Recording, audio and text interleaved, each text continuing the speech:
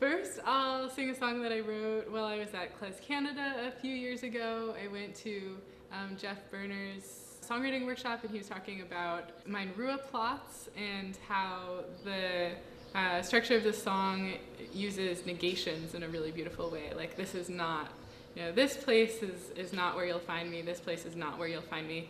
And so I was inspired partially by that, and also by the experience of being at Klez Canada. So this is in no way like a Yiddish melody, but the song is still inspired by things related to Yiddish and Yiddish music.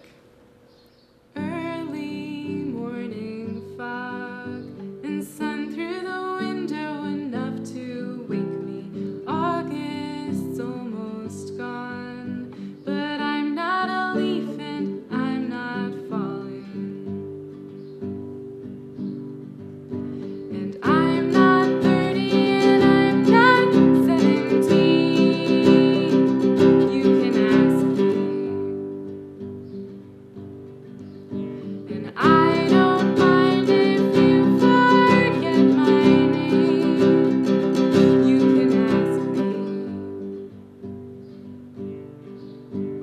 Drove all day today, American gas and Canadian traffic.